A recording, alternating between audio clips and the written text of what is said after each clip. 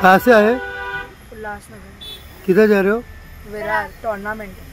Tournament? वो driver आपका भाग गया क्या है? मानव भाटिया। किधर रहते हो आप? उल्लासनगर के मानी। और कहाँ जा रहे हो? विरार टूर्नामेंट है काय का? फुटबॉल का। कितने लोग हो? 24 समथिंग। कितने बजे? 3 कैटेगरी है, अंडर 12, अंडर 14, अंडर 16, तो उनके सब मिला के लोग हैं सब। स्कूल में गए?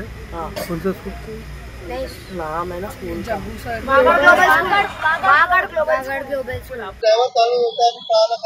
अहो पकडलं, केस केली आम्ही। आता गाडी लहान मुलं असल्यामुळे दुर्गाडीला सोडायला चाललो आणि ते दुसरी बस मागून ते मुलं पुढे जाणार आहेत. हो, ड्रिंक केलेली होती फुल.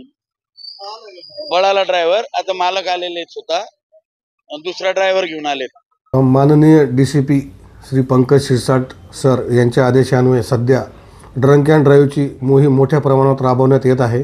त्या अनुषंगाने प्रत्येक पॉईंटवर अंमलदार नेमलेले असून त्यांना सूचना दिलेल्या आहेत की दारू पिऊन वाहन चालवणाऱ्या कारवायांच्यावर कारवाई करायची आहे. त्या अनुषंगाने आज सायंकाळी सुभाष चौकात सुरेश पाटील म्हणून पोलीस हवालदार ड्युटीस असताना एक बस वेड्यावाकड्या पद्धतीने जात असताना त्यांना आढळून आली, म्हणून त्यांनी ती बस थांबवली.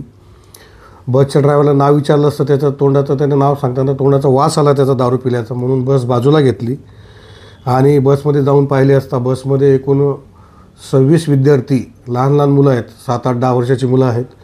ती मुलं जग्गू अकॅडमी, फुटबॉलची अकॅडमी आहे उल्हासनगरला, त्यांच्या मार्फतीने खाजगी वाहनाने ते विरारला चालले होते फुटबॉल खेळण्यासाठी. तर आमच्या हवालदारांनी गाडी बाजूला घेतली. विद्यार्थ्यांना सांगितलं की गाडी पुढे जाणार नाही, तुमचा ड्रायव्हर खूप दारू पिलेला आहे, मोठा अपघात होऊ शकतो, त्याच्यातून मोठी कॅज्युअल्टी होऊ शकते. करिता ती गाडी आम्ही दुर्गाडी चौकीला जमा केलेली आहे.